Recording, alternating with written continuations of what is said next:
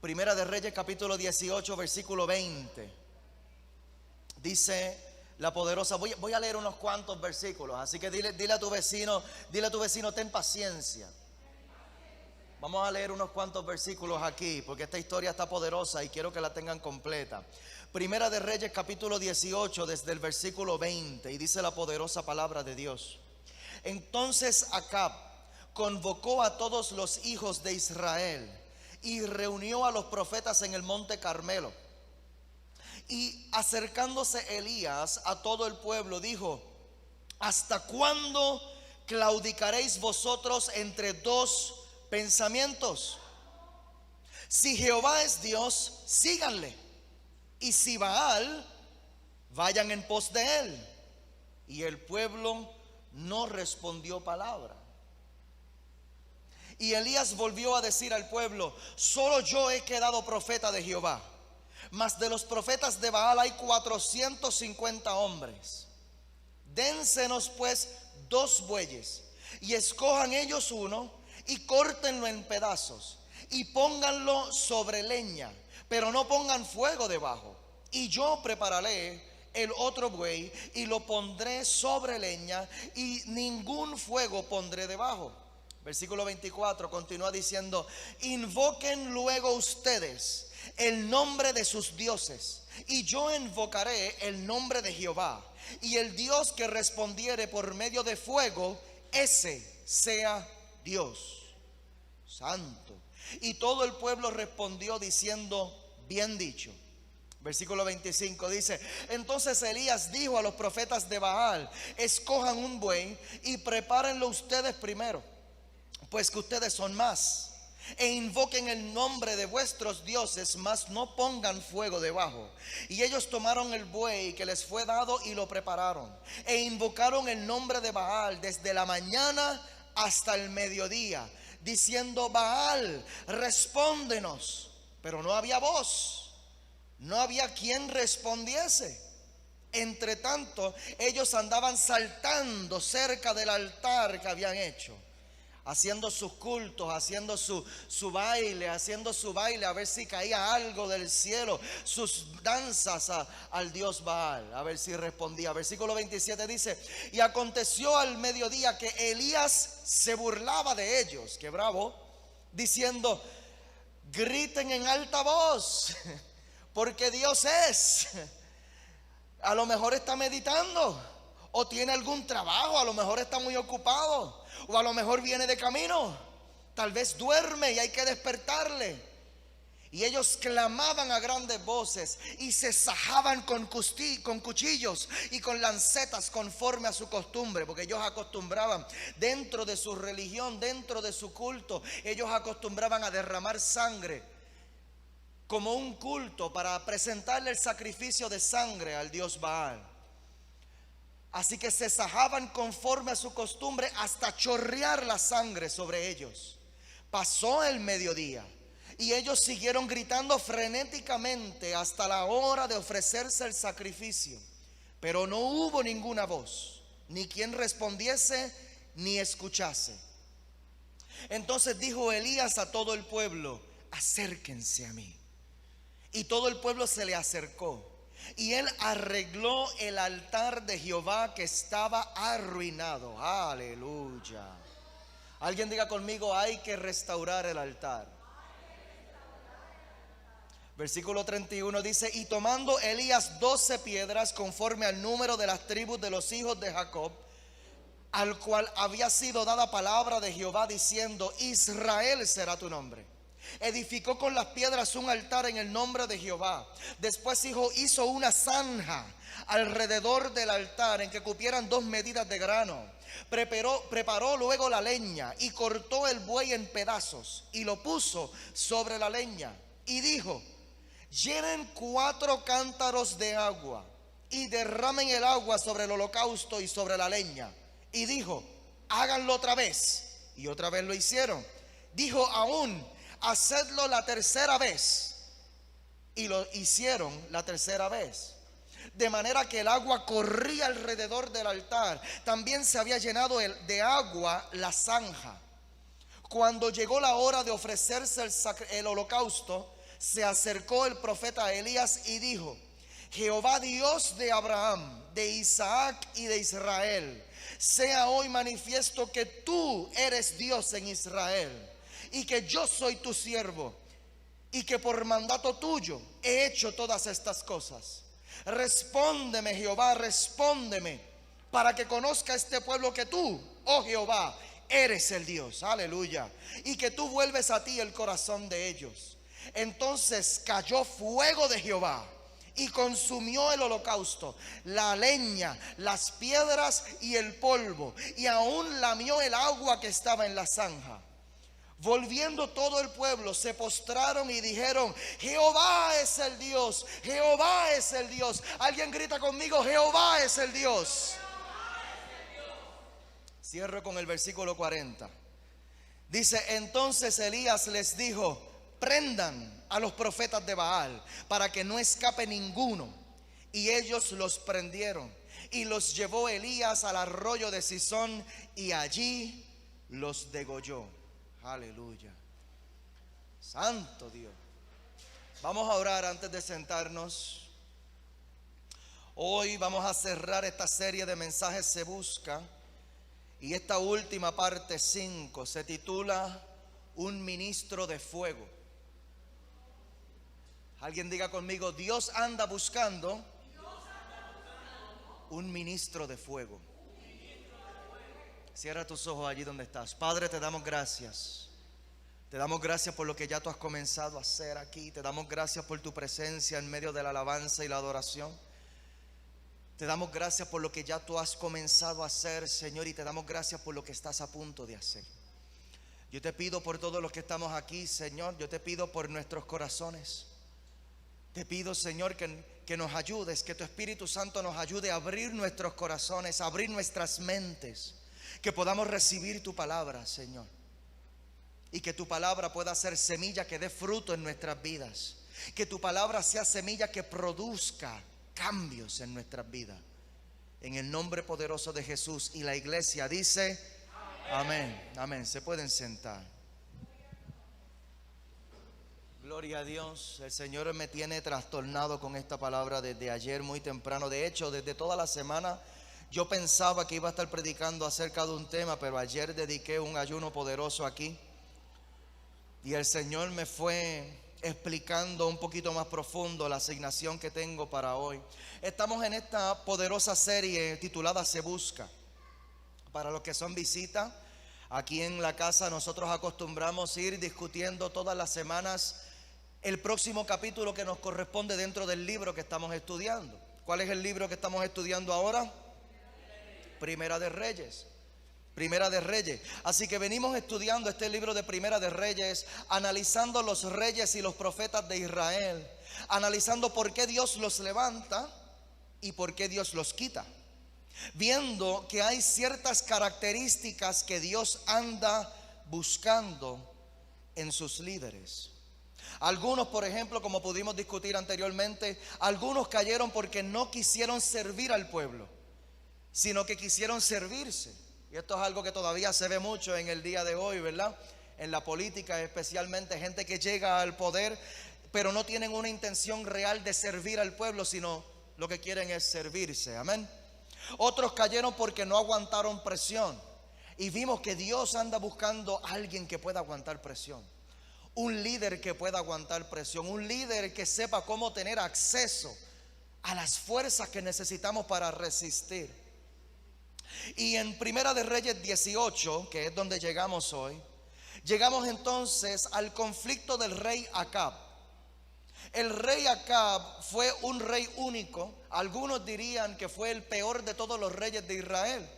Fue el rey que incluso provocó la sequía en el pueblo. Él provocó la sequía en el pueblo. Este rey fue el que se casó con Jezabel. Si ven que voy a leer mucho, es que tengo muchas cosas acá que si me pongo a inventar nos vamos a quedar hasta las 3 de la tarde. Amén. Así que voy a mantenerme hoy bastante enfocado en el bosquejo. ¿Me lo permiten? Amén, amén. El rey que se casó con Jezabel. Jezabel fue la que levantó los altares a los dioses paganos Baal y Acera. Jezabel fue quien mandó a matar a los profetas de Jehová. mandó a matar a los profetas de Jehová. Y yo quiero que usted entienda esto. Uno de los reyes de Israel, el pueblo que se identifica por el Dios que lo llamó de la esclavitud, que lo sacó de la esclavitud, que abrió los mares, que fue columna de fuego en medio de la noche y columna de nube durante el día. El pueblo que vio lo sobrenatural del Dios que lo llamó. Y el rey de este pueblo se casó con una mujer que mataba a los profetas del Dios que le salvó. Dios entonces le envía el profeta Elías al rey Acab a decirle que no lloverá sino por la palabra del profeta Elías. Comienza entonces una terrible sequía por más de 3 años. 3 años. Aquí en Puerto Rico, que muchas veces nos escandalizamos en el área sur, cuando nosotros vemos que pasan unos cuantos meses sin lluvia y se comienzan a secar los lagos y comienzan a hacer razonamiento de agua, y eso es simplemente por unos pocos meses. Imagínate 3 años de sequía, 3 años de juicio. Alguien diga conmigo: juicio. 3 años de juicio, 3 años de juicio. Sequía es escasez de agua, y agua es tipo de la presencia de Dios. La sequía natural en el pueblo era solo un reflejo de la sequía espiritual en el pueblo. Había una sequía espiritual. Y tengo que hacerte una pregunta aquí. ¿Será posible que algunas áreas de nuestras vidas se han secado porque hemos levantado represas donde antes habían ríos de adoración? ¿Será posible que algunas de las áreas de nuestras vidas se han secado porque hemos levantado represas donde antes habían ríos de adoración? Orar antes era un deleite. Congregarnos antes era un deleite. De repente estamos muy ocupados. Ahora el trabajo tiene toda mi atención. Ahora mi pareja tiene toda mi atención. Ahora mis deleites tienen toda mi atención. Y sin darnos cuenta, levantamos represas que ahora han detenido nuestra adoración.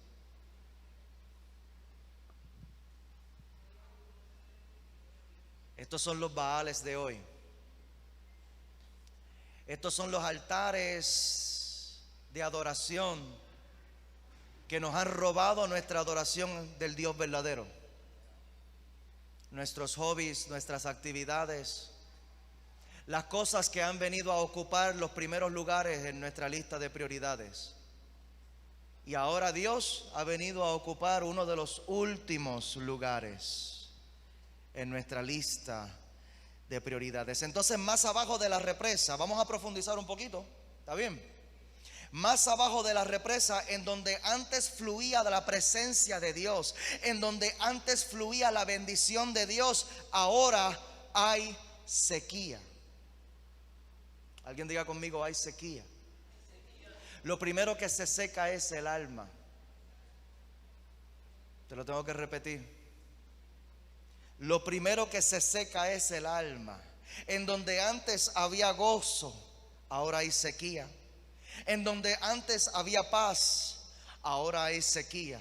En donde antes había llenura de Dios, ahora hay sequía. En donde antes yo tenía tanta fe, tanta seguridad de mi llamado, tanta seguridad en mi relación con Dios, tanta seguridad de mi salvación, tanta seguridad de quién yo soy en Cristo, ahora de momento hay sequía. Sigo, paro. Ahora necesito más bebida en mi tiempo disponible. Ahora necesito más desenfreno en mi tiempo disponible. Ahora necesito algo para tratar de calmar la sed. De aquí se afecta todo lo demás, porque a mayor insatisfacción en mi interior, mayor insatisfacción a mi alrededor. Te lo tengo que repetir. A mayor insatisfacción en mi interior, mayor insatisfacción a mi alrededor. Proverbios capítulo 4, versículo 23 lo dice de una manera magistral. Dice: sobre toda cosa guardada, guarda tu corazón. ¿Por qué? Porque de él mana toda la vida. La Nueva Traducción Viviente dice: guarda y protege tu corazón, porque de tu corazón se desprenden todos los asuntos de la vida. De aquí entonces, cuando se seca mi alma a causa de la falta de presencia de Dios, cuando se seca mi alma, cuando se seca mi corazón a causa de la falta de oración, cuando se seca mi alma a causa de la falta de palabra de Dios en mi vida, cuando se seca mi alma a causa de la falta de caminar en el propósito de Dios, ahora esto comienza a afectar incluso mis relaciones. Posiblemente ahora yo necesito más de la gente. ¿Por qué? Porque tengo menos de Dios. Y necesito más relaciones. ¿Por qué? Porque tengo más carencias en mi interior. Hay más dependencia. Alguien diga conmigo: dependencia. Dependo más de la gente para sentirme bien. No puedo aguantar estar solo ya. Necesito estar contigo. Mijo, pero si me llamaste ahorita, ¿por qué me llamas otra vez? Mija, pero si estuvimos juntos por la mañana, ¿por qué ahora otra vez?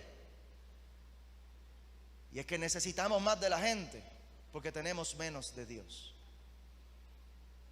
Incluso más coraje si la gente no hace lo que yo quiero, porque dependo más de la aprobación de la gente. ¿Por qué? Porque he perdido contacto con la aprobación de Dios.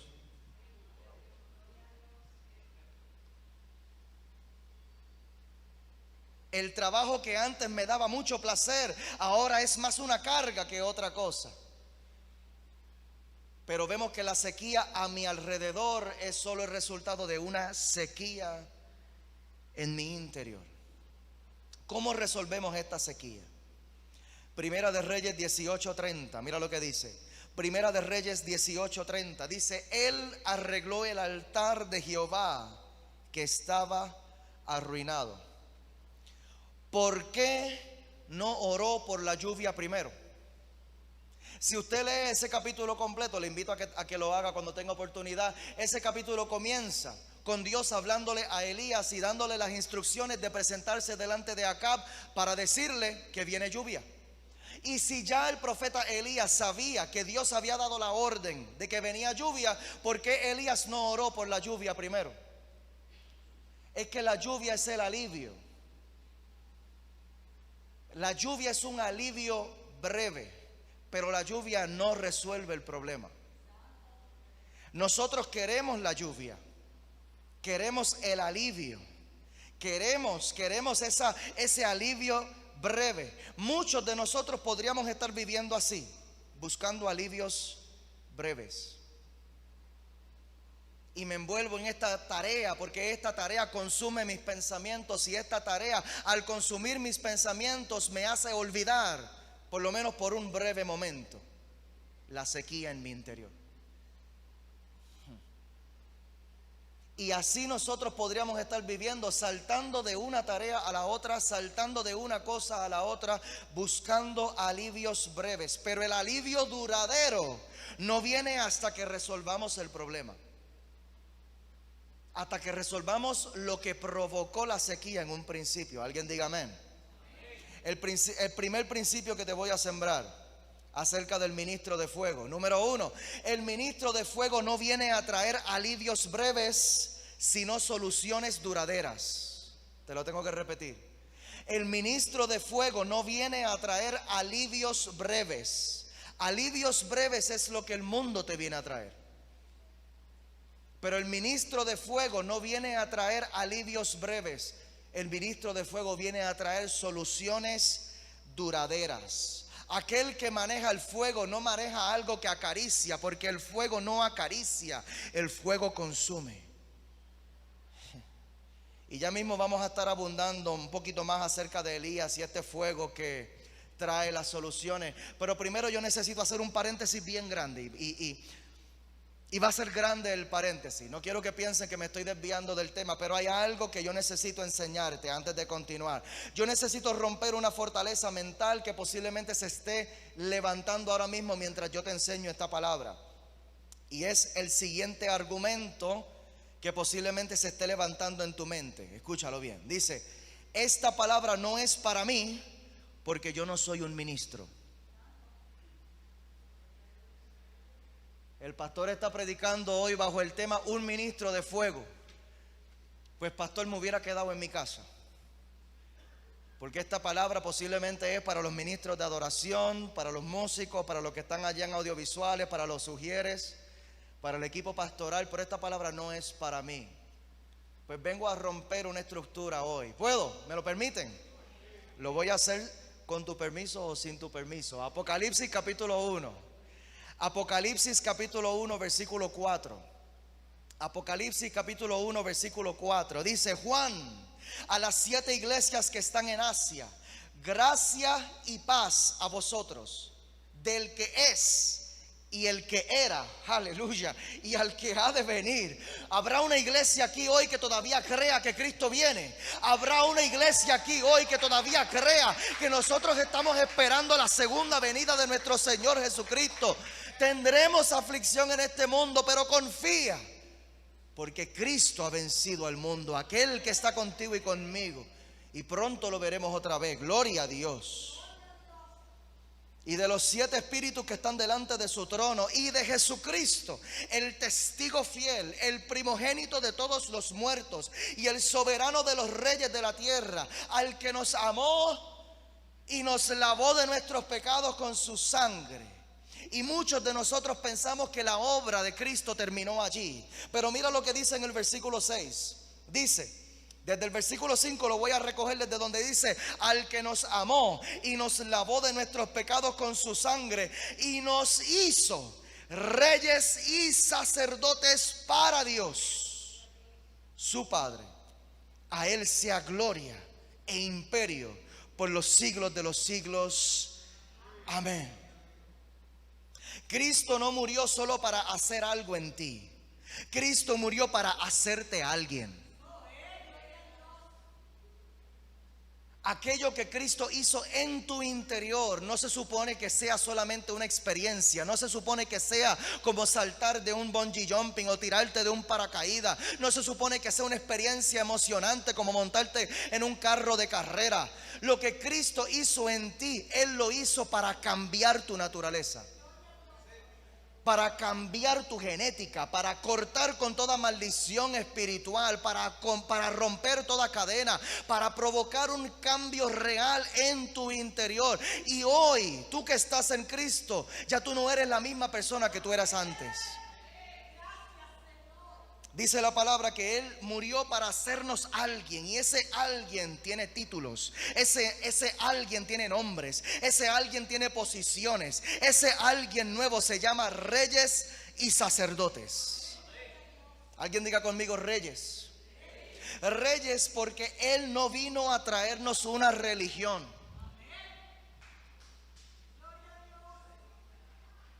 La Biblia no dice que Jesús es el religioso de los religiosos. La Biblia dice que Él es rey de reyes. Él no vino a traernos una religión más. Él vino a traernos un reino. Y tú que eres hijo de Dios, tú no eres un religioso más. Tú no eres una persona con una doctrina más. Tú no eres una persona con una creencia más. Tú no eres otra persona inclinada delante de otra estatua más, delante de otra imagen más, delante de otro cuadro más. No. Él dice que Él vino a traer un reino de poder, un reino de amor, un reino de paz, un reino de gozo, un reino celestial, un reino que no se parece a este mundo donde nosotros estamos ahora mismo. En el reino de los cielos no hay escasez. En el reino de los cielos no hay enfermedad. En el reino de los cielos no hay depresión. En el reino de los cielos no hay ansiedad. Y aquellos que estamos en Cristo, habrá gente en Cristo aquí hoy. Dale un aplauso de alabanza si tú estás en Cristo hoy. Porque dice la palabra que nosotros que estamos en Cristo, nuevas criaturas somos nosotros. Somos hijos del Rey de Reyes. Somos hijos del Señor de Señores. Y Él no murió por ti para que tú siguieras atado a la misma porquería de antes. Él murió por ti para darte acceso a su reino. Y ahora, como hijo del Rey, Él te hace a ti un príncipe. Él te hace a ti una princesa. Él te hace a ti un rey y una reina. ¿Para qué? Para que tú puedas reinar en esta tierra. Para que tú puedas reinar en la autoridad que Cristo desató sobre ti en la cruz del Calvario. Alguien diga conmigo: reino. Dice la palabra que Él nos hizo a nosotros reyes y sacerdotes. Te dije que a lo mejor no te iba a gritar mucho hoy, pero es que yo amo la palabra, discúlpenme. Lo segundo que dice que somos reyes y dice que somos sacerdotes. Y aquí es donde me voy a enfocar. Aquí es donde voy a abundar. Sacerdotes. ¿Por qué sacerdotes? Porque el sacerdocio es el acceso al reino. El sacerdocio es el acceso al reino. El reino de Dios no es un reino carnal. El reino de Dios es un reino espiritual. Yo no oro con mi carne. De hecho, lo que impide que muchas veces yo pueda orar es precisamente mi carne. Yo no oro con mi carne, yo oro con mi espíritu. Yo no logro nada espiritual con mi carne, yo lo logro todo con el espíritu. Por eso precisamente nos congregamos. Muchos dicen: no, yo le sirvo a Dios a mi manera. Pero por esto es que nosotros nos congregamos. ¿Para qué? Alguien pregúntame: ¿para qué? Para crecer espiritualmente. ¿Y qué es crecer espiritualmente? ¿Qué es crecer espiritualmente? Primera de Corintios capítulo 3, versículo 1. Primera de Corintios capítulo 3, versículo 1 dice: de manera que yo, hermanos, no pude hablarles como a espirituales, sino como a carnales, como a niños en Cristo. Les di a beber leche y no vianda. Leche es el alimento de los bebés. Les di a beber leche y no vianda, porque aún no eran capaces, ni son capaces todavía. Aquí el apóstol Pablo no le está hablando a gente inconversa. Aquí el apóstol Pablo se está dirigiendo a la iglesia de Jesucristo. Y él está haciendo una distinción muy clara que nosotros necesitamos hacer hoy también. Y es que en la iglesia hay espirituales y en la iglesia también hay, ¿alguien se atreve a decirlo? Carnales. En la iglesia hay gente espiritual y en la iglesia hay cristianos también carnales. ¿Y qué es un cristiano carnal? ¿Qué dice él? El apóstol Pablo dice: niños en Cristo. Niños en Cristo. Cristianos inmaduros. La madurez espiritual no tiene nada que ver con cuánto tiempo tú llevas en la iglesia. La Biblia incluso habla de ancianos. Y yo te digo hoy con toda seguridad que el ancianato en la iglesia no tiene nada que ver con la edad. Podríamos ser ancianos en años y niños espiritualmente. Igualmente, podríamos ser muy jóvenes en lo natural, pero ancianos espiritualmente. ¿Sigo, paro? ¿Esto está bueno? Sí, hoy vine a romper un par de cosas. Amén, amén, amén. El hombre carnal, en otras palabras, el cristiano inmaduro, tiene dos características principales. Número uno, el cristiano inmaduro, el hombre carnal, es gobernado por sus impulsos. Uy, sentí un escalofrío allí. Cuando nosotros pensamos en impulsos, rápido podemos pensar en los deleites y en los placeres. Y eso es parte, pero no lo es todo. Aquellos que se dejan gobernar con cada impulso hacia el deleite, aquellos que se dejan gobernar por cada impulso hacia el placer. Lo quiero y me lo como, lo quiero y me lo tomo, lo quiero y lo hago. Pero no es solamente eso, sino que la Biblia también habla de los celos, la Biblia también habla de las iras, la Biblia también habla de las contiendas. Aquellos que siempre tienen una pelea y siempre sienten la necesidad de reclamar algo, de exigir algo. Eso es un impulso carnal. Y si nosotros todavía el día de hoy no importa cuánto tiempo llevemos en la iglesia, si todavía el día de hoy nosotros vivimos tratando de pelear con todo el que se prepare, con todo el que se levante delante de nosotros, es una señal de que todavía nosotros... Alguien diga conmigo: estatura espiritual. Nos falta estatura espiritual todavía, nos falta madurez. Los impulsos también hablan del desenfreno de los labios. El desenfreno de los labios. La Biblia habla de que nosotros no hemos recibido un espíritu de temor, sino un espíritu de amor, de poder y de ¿qué? Dominio propio. Y si nosotros todavía no hemos encontrado la manera de refrenar nuestra lengua, y siempre estamos criticando, siempre estamos murmurando, siempre estamos juzgando, siempre estamos señalando, eso es una señal también de poca estatura espiritual. El hombre carnal critica todo porque no se sujeta a nadie. Alaba. El hombre carnal critica todo porque no se sujeta a nadie. Siempre ve la paja en el ojo de su prójimo, pero no ve la viga en el suyo. El hombre carnal es gobernado por sus impulsos. Eso fue número 1. Número 2, el hombre carnal, el cristiano inmaduro, es gobernado por la duda. Es gobernado por la duda. Alguien diga conmigo: la duda. Primera de Corintios capítulo 2 versículo 14. Primera de Corintios 2:14 dice: pero el hombre natural no percibe las cosas que son del Espíritu de Dios, porque para él son locura, y no las puede entender, porque se han de discernir espiritualmente. En cambio, el espiritual, el hombre espiritual, la mujer espiritual juzga todas las cosas. Y yo me puse a buscar la definición de esa palabra juzgar, porque nosotros en el buen castellano contemporáneo tendemos a pensar que el juzgar tiene que ver con señalar a la gente para condenarla. Pero esa palabra juzgar en el original hebreo significa, en el original griego, significa investigar, examinar, considerar. Así que el hecho de que nosotros dejemos de descartar lo sobrenatural automáticamente y comencemos nosotros a considerar lo sobrenatural de Dios. Comencemos nosotros a considerar: wow, Señor, me estoy encontrando con un texto en la palabra que de primera instancia me choca.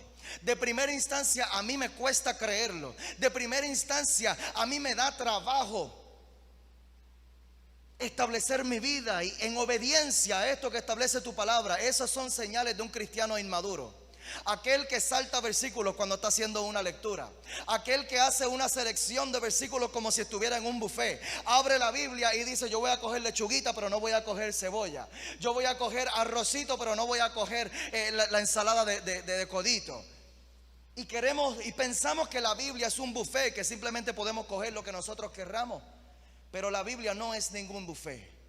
Dice la palabra en Éxodo que cuando Dios le dio el modelo de salvación a Moisés para librarlos de la plaga de la muerte, Dios le dijo a Moisés: ve y dile al pueblo que el cordero que van a degollar se lo tienen que comer completo.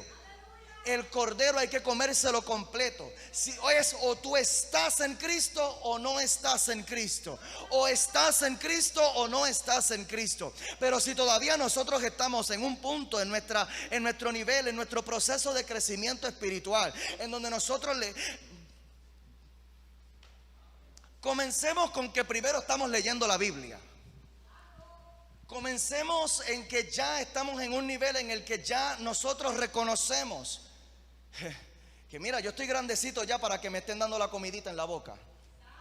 Yo estoy grandecito ya como para estar viviendo de domingo en domingo espiritualmente. Yo estoy grandecito ya como para que me estén dando leche materna. Yo estoy grandecito ya como para depender de lo que el pastor está preparando y cocinando para los hijos de la casa. Yo estoy suficientemente grandecito ya como para yo prepararme mi propio plato de comida espiritual. Como para yo mismo abrir mi propia Biblia. Como para yo mismo comenzar a leer, a ver qué es lo que hay aquí. Qué es lo que Dios tiene para mí. ¿Por qué? Porque yo no quiero quedar quedarme estancado. Yo no quiero quedarme siendo un niño espiritual. Yo no quiero quedarme toda la vida siendo un bebé espiritual. Yo quiero crecer. Alguien diga conmigo, yo quiero crecer. Alguien diga conmigo, yo quiero crecer. Y parte del crecimiento tiene que ver con la alimentación. Yo tengo que llegar a un punto en mi caminar cristiano en el que yo pueda comenzar a cocinar mi propio alimento espiritual. Y cuando lleguemos a ese punto en el que ya yo durante la semana yo saco mi tiempo, saco mi ratito para abrir la Biblia, para ver qué es lo que Dios tiene para decirme. No el domingo. El domingo el pastor me va a traer una palabra que yo sé que me va a dar dirección. Yo sé que el domingo el pastor me va a dar una palabra que yo sé que me va a hablar y me va a ayudar a entender ciertas cosas. Pero yo no puedo esperar hasta allá. ¿Qué tiene Dios para decirme hoy? Y cuando llegamos a ese punto en nuestra estatura espiritual, en donde yo comience a abrir la Biblia, yo no voy a depender solamente del versículo del día. Porque muchas veces el versículo del día que me da la aplicación móvil son las promesas y las cosas más bonitas de Dios. Yo tengo que llegar a un punto en donde yo pueda abrir la Biblia y comenzar a hacer mis propios estudios. Vamos a coger el Evangelio de Mateo, a ver. ¿Y qué tiene Dios para decirme hoy? Y de esas parábolas que Jesús predicó, de momento choco con una que me confronta. Choco con una que me dice, wow, yo me parezco más a aquel siervo que escondió su talento que aquel siervo que multiplicó los talentos. Ay, pero esta yo no la quiero leer. Y nos ponemos a seleccionar. ¿Por qué? Porque evadimos la confrontación. Pero no hay crecimiento sin confrontación. Aquellos textos en la palabra que más nos confrontan son los más que nos van a hacer crecer. Medita en la palabra día y noche y serás prosperado en todo. Cuando tú comienzas a meditar en la palabra y tú comienzas a desmenuzar esas enseñanzas de las escrituras y tú comienzas a pensar y a analizar y a considerar, cuando tú comienzas a juzgar la palabra, a examinarla, la palabra te va a chocar con un reino que no es de este mundo. Y cuando tú choques con un reino que no es de este mundo, ¿qué tú vas a hacer? Cuando tú choques con la sobrenaturalidad de Dios, con lo milagroso de Dios, con lo glorioso de Dios, ¿lo vas a creer o lo vas a descartar? Porque la iglesia lamentablemente de hoy está llena de cristianos escépticos, que todo lo queremos resolver con consejerías. Que así como seleccionamos aquellos textos de la palabra que nos gustan y aquellos que no nos gustan, no. Así también seleccionamos nuestros pastores. Aquel que me haga sentir bien todos los domingos, ese es. Y lamentablemente en el día de hoy, me voy a atrever a decir esto con autoridad, lamentablemente en el día de hoy hay iglesias, mega iglesias con miles y miles de personas llenas de bebés espirituales. Porque no se levanta a alguien a retarlo, porque no se levanta a alguien a decirle tienes que crecer, porque no se levanta a alguien a decirle todavía tú estás con esas niñerías, porque no se levanta a nadie a decirle Dios espera más de ti. Dios espera más de ti. Déjate usar por Dios y dile a tu vecino, Dios espera más de ti. Yo tengo hasta taquicardia ahora mismo, ¿verdad? Del fuego que yo siento por dentro. El fuego viene a consumir. El fuego hoy viene a romper toda represa. El fuego viene hoy a romper toda represa, a sacarnos de la comodidad, a sacarnos de ese lugar en donde nos hemos acomodado, en donde simplemente estamos viendo los días pasar. Crecer espiritualmente.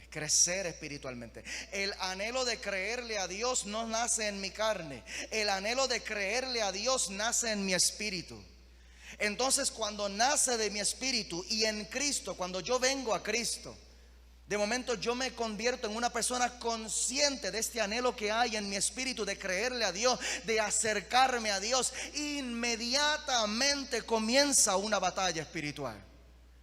Inmediatamente comienza una guerra espiritual. La guerra espiritual no es el diablo que se aparece delante de ti con cuernos rojos. La guerra espiritual son todos esos argumentos que se levantan en tu mente y en tu corazón para resistir la obediencia a la palabra de Dios. Esa guerra espiritual se da en tu alma. Esa guerra espiritual se da en tu corazón. Esa guerra espiritual se va a dar hasta que tú puedas, en la autoridad de Cristo, vencer la carne que se opone al espíritu. Hoy es viandita, hoy no vine a traer leche materna.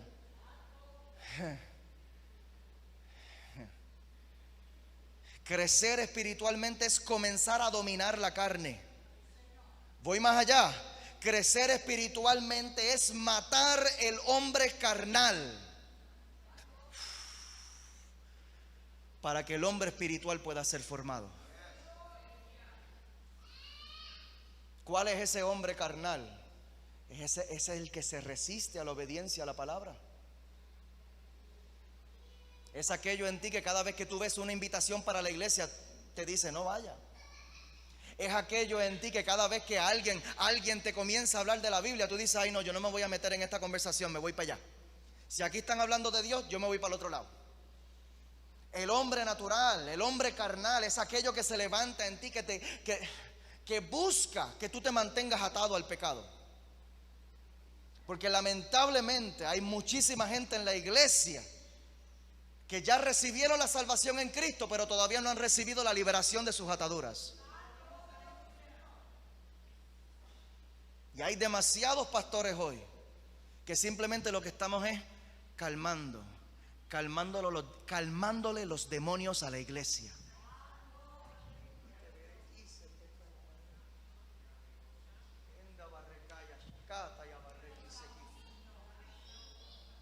Pero esto tiene que cambiar. Esto tiene que cambiar. Dios nos está llamando a este tiempo a una reforma. Dios nos está llamando a este tiempo a un cambio. Dios nos está llamando a este tiempo a un avivamiento real. Un avivamiento real no es ver una iglesia llena. Un avivamiento real es ver corazones transformados. Un avivamiento real es ver gente yéndose en arrepentimiento delante de Dios, reconociendo, Señor, yo sin ti no puedo. Yo necesito más de ti.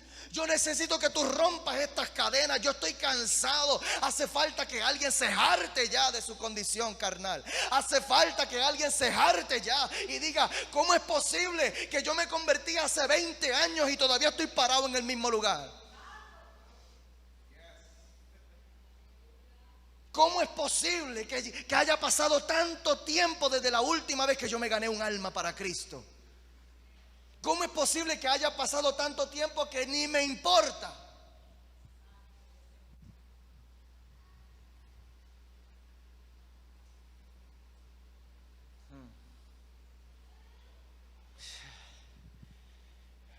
Hoy Dios me dio una asignación homicida.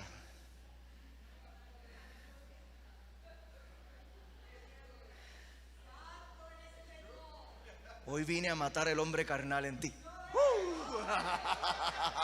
Dale ese aplauso si hoy se comienza a formar el hombre espiritual en ti. Dale ese aplauso si hoy se está abriendo tu corazón para que tú permitas que la obra del Espíritu Santo pueda tener efecto en tu vida. Eso es lo que nosotros venimos a hacer aquí, porque Alcanza no es un lugar de entretenimiento, tú me perdonas. Alcanza es un lugar de transformación. Alcanza es un lugar en donde nosotros venimos a aprender una palabra profunda que va a provocar cambios profundos en nuestro interior. ¿Para qué? Es que cuando el día que Cristo venga por ti, el día en que tú te pares frente a Él, ¿qué tú le vas a decir? Cuando Él te diga, ¿qué hiciste con lo que te di? Le vas a decir como el siervo que escondió el talento. Ay, yo tuve miedo. Tuve miedo de la crítica de la gente, tuve miedo de las opiniones de mi familia, tuve miedo del proceso de dejar el pecado atrás, tuve miedo de romper con todas estas cosas, tuve miedo y ¿sabe qué? Cuando el siervo malo, que Jesús le dijo siervo malo, cuando el siervo malo le dio todo ese montón de excusas a Jesús, Jesús no le atendió ni una. Fue como si no las hubiera ni escuchado. Le dijo, siervo malo y negligente. Porque si verdaderamente hubieras tenido miedo, le hubieras dado tu talento al banco. Te hubieras pegado, si no sabías cómo hacerlo, en otras palabras, te hubieras pegado a alguien que sí sabe. Siempre vamos a tener a nuestro alrededor a alguien que sabe. Eso es por la misericordia de Dios nada más. Sigo, paro. Sigue, pastor, pero suave.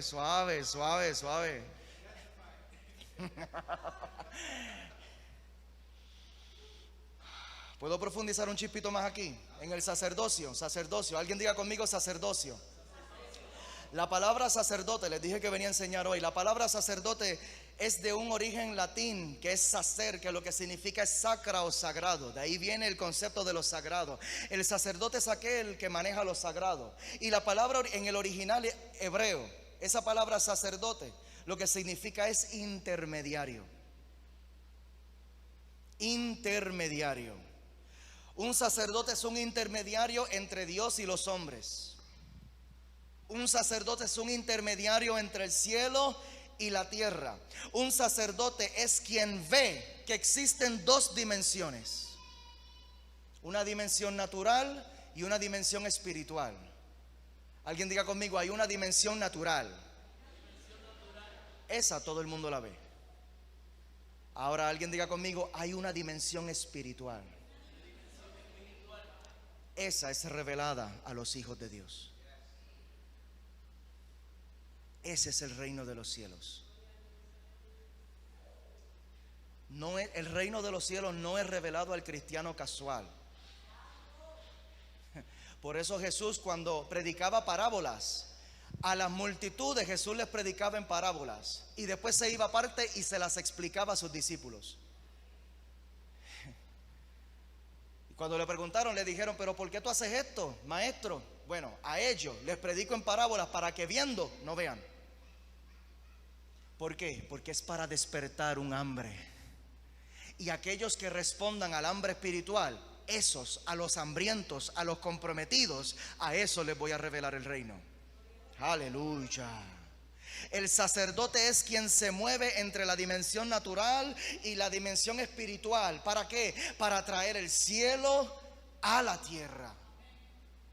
Para traer el cielo a la tierra. Así como Jesús mismo dijo en Mateo capítulo 6, versículo 9. Mateo 6, 9 dice, ustedes oren así: Padre nuestro que estás en los cielos, santificado sea tu nombre. ¿Y sabes qué?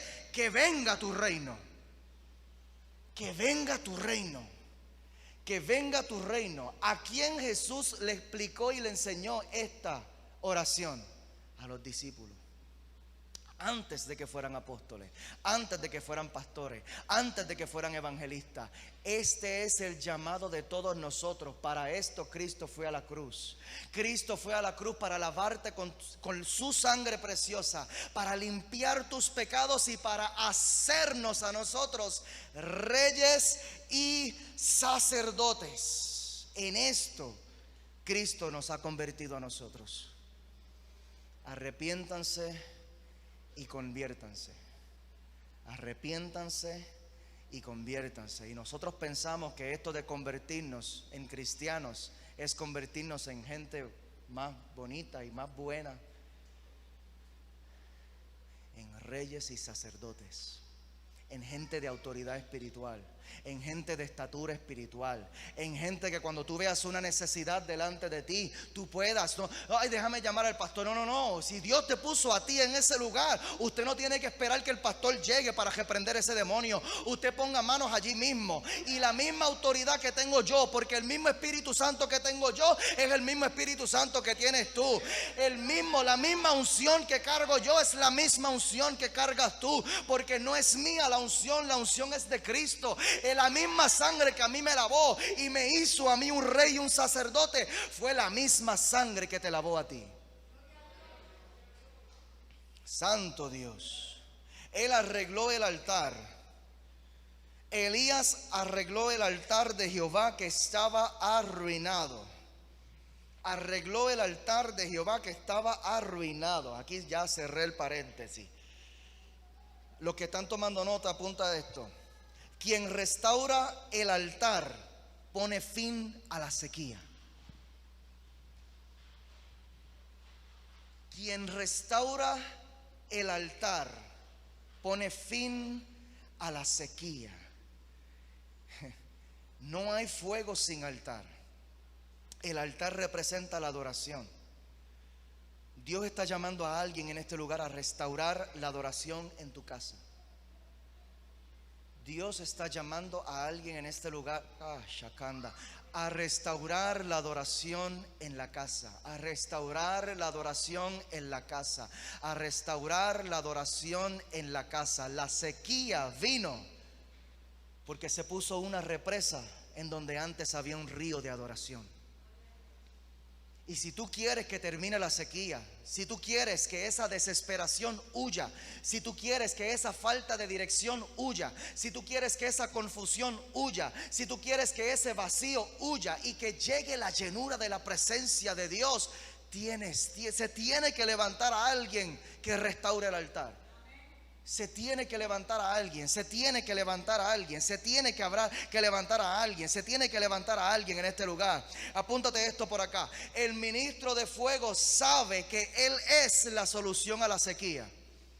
El ministro de fuego sabe que él es la solución a la sequía, y tiene que llegar el momento en el que tú y yo tomemos la decisión de que si nosotros vamos a seguir siendo parte del problema o si nos vamos a convertir en parte de la solución. Habrá alguien en este lugar que se canse ya de ser parte del problema. Habrá alguien en este lugar que se canse de ser parte de la indiferencia espiritual. Habrá alguien en este lugar que diga: ya la sequía se tiene que acabar. Nosotros tenemos que volver a abrir esa represa para que la presencia de Dios pueda volver a comenzar a fluir en nuestra casa nuevamente. Habrá alguien en este lugar que diga: yo voy a ser parte de la solución. Yo voy a ser parte de la solución. Yo soy quien voy a volver a meter la oración en mi casa. Yo soy quien voy a volver a meter. Dale ese aplauso fuerte si se lo vas a dar.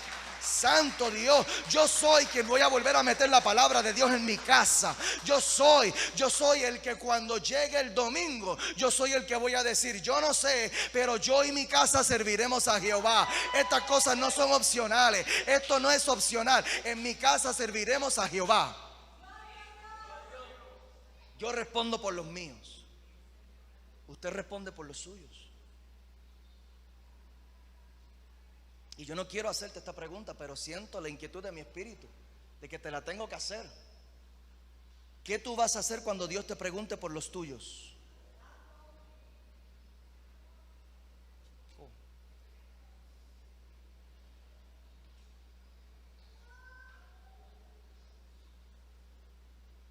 Cuando Dios te pregunte por los tuyos,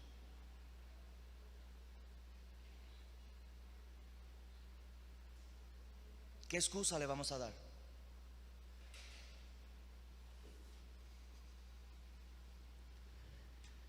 Tenemos que dejar las excusas. Las excusas son las que nos mantienen a nosotros siendo parte del problema. Yo he decidido ser parte de la solución. No, pastor, no, porque es que yo no quiero presionar a mi familia. El Señor me preparó para esto también. No, pastor, lo que pasa es que yo no quiero presionar a mi familia, cada cual que tome su decisión en su momento. ¿Sabes qué? La sequía espiritual fue resuelta en el monte Carmelo. El monte Carmelo lo que significa es fructífero. Y es interesante que Carmelo fue un lugar de batalla. No hay fruto sin batalla. No hay un fruto de Dios sin alguien que pelee la batalla.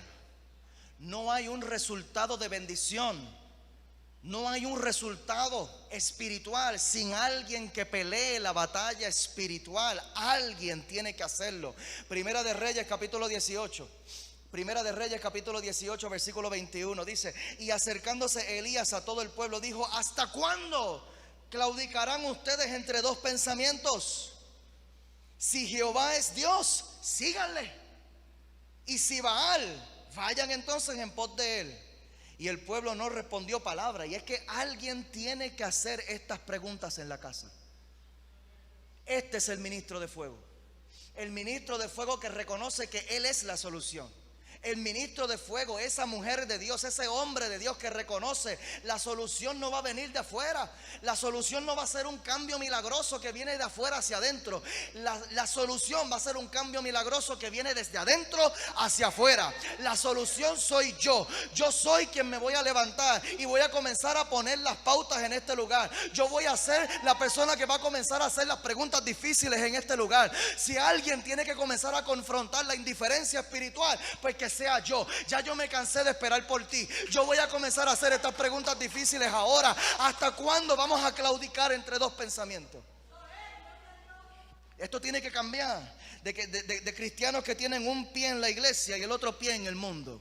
Un pie en la iglesia y el otro pie en el mundo. Un pie en la iglesia y el otro pie en el mundo. La Biblia tiene un nombre para eso y no te va a gustar. Tibios.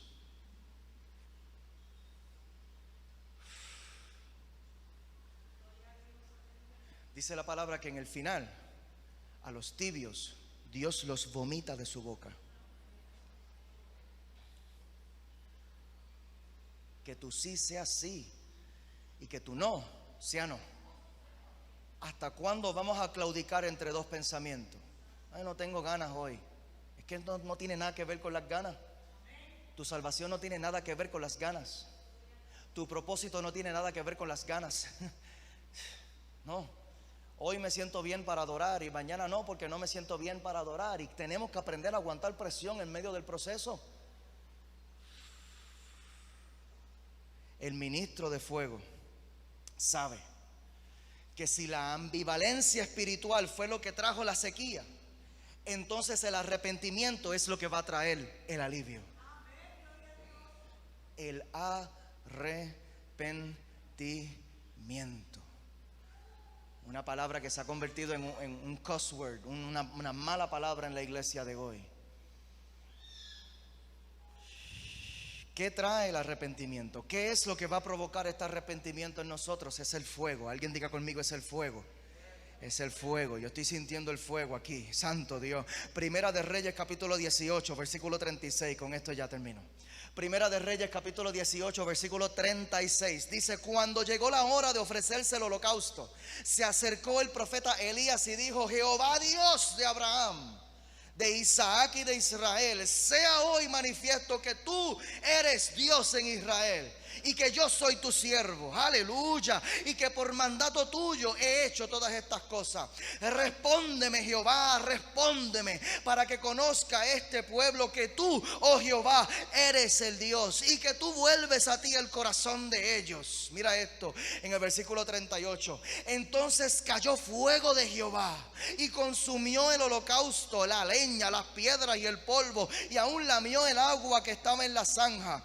Viéndolo todo el pueblo se postraron y dijeron: Jehová es el Dios, Jehová es el Dios. Viene un fin a la ambivalencia espiritual. El fuego de Dios hoy viene a confrontar toda ambivalencia espiritual. Alguien grita en este lugar: Jehová es el Dios.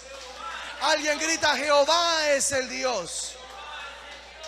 Esto se acaba ya, esta ambivalencia de yo estar entrando y saliendo de la iglesia. Se acaba ya esta ambivalencia. Yo me voy a decidir hoy, de una vez y por todas. Me voy a decidir hoy. Algo que me llamó mucho la atención es que el altar estaba entripado. Si alguien pudiera llamar a mi esposa o Josué o alguien que me acompañe acá, por favor, en el piano.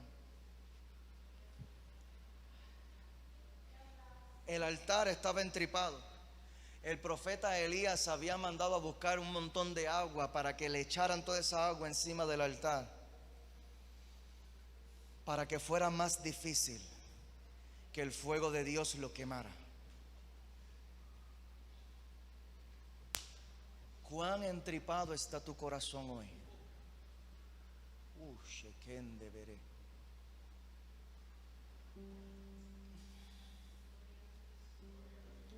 ¿Cuán difícil se le ha hecho a Dios apasionarte con su presencia?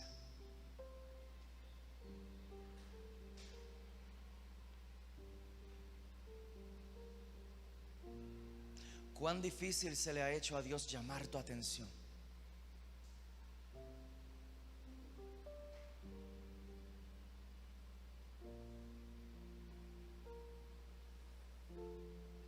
Yo creo que el profeta Elías hizo esto con un propósito muy grande,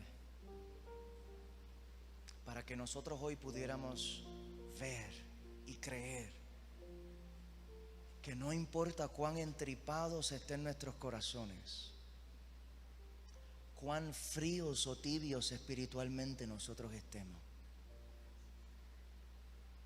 cuando el fuego de Dios te toca, te cambia. Yo te voy a pedir que te pongas de pie.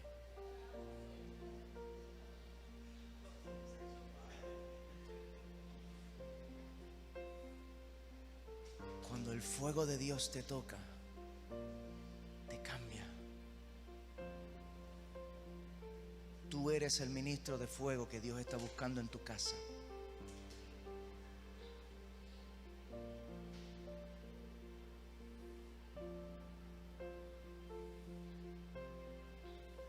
Y yo quiero cerrar con un llamado,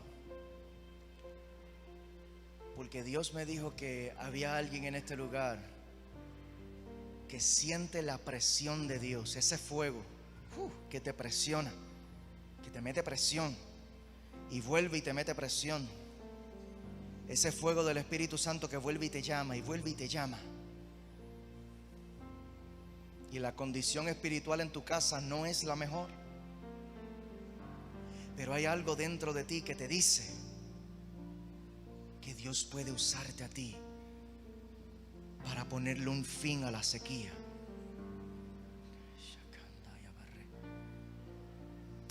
Y si ese alguien eres tú, yo te voy a pedir que tú pases acá al frente, porque hoy vamos a activarte. Hoy vamos a orar por ti. Hoy vamos a orar para que el fuego de Dios pueda romper toda represa en tu casa, para que en tu casa tú puedas comenzar a volver a ver otra vez lo milagroso de Dios. Dice la palabra que después del arrepentimiento del pueblo, degollaron a todos los profetas de Baal. Luego de eso, el profeta Elías oró y vino un diluvio poderoso. Se acabó la sequía. Se acabó la sequía. Alguien diga conmigo: se acabó la sequía. Para que se acabe la sequía, primero tiene que haber esa batalla. Primero tiene que haber ese fuego.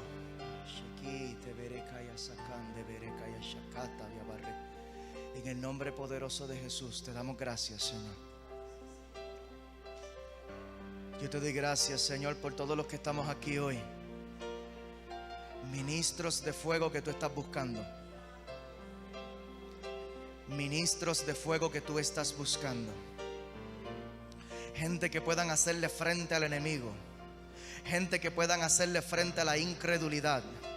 Gente que puedan matar ese hombre carnal y comenzar a establecer la autoridad del hombre espiritual en la casa, la autoridad de la mujer espiritual en la casa, la autoridad de ese hombre de oración y de palabra en la casa, la autoridad de esa mujer de oración y de palabra en la casa, la autoridad de ese hombre de presencia de Dios en la casa, la autoridad de esa mujer de presencia de Dios en la casa. Aquellos que se levantan con autoridad espiritual y dicen: hasta aquí, diablo, hasta aquí, tú no vas a seguir tongoneando mi familia y llevándonos de aquí a allá y de aquí a allá y manteniéndonos en el mismo lugar espiritualmente. En el nombre poderoso de Jesús, hoy yo me levanto para pelear la buena batalla de la fe. Hoy yo me levanto para arrebatar las promesas del reino sobre mi casa. Hoy yo me levanto para arrebatar la presencia de Dios sobre mi casa. Hoy yo me levanto para arrebatar el propósito de Dios sobre mi casa. Hoy yo me levanto para arrebatar ese propósito de Dios sobre mi casa. Mis hijos no se van a perder. Mis hijos no se van a perder. Mis hijos no se van a perder. Mis hijos no van a cometer los mismos errores que yo cometí. Mis hijos no van a hacer las mismas cosas, las mismas barbaridades. Van a sufrir lo mismo que yo sufrí, porque yo voy a marcar la diferencia en mi casa.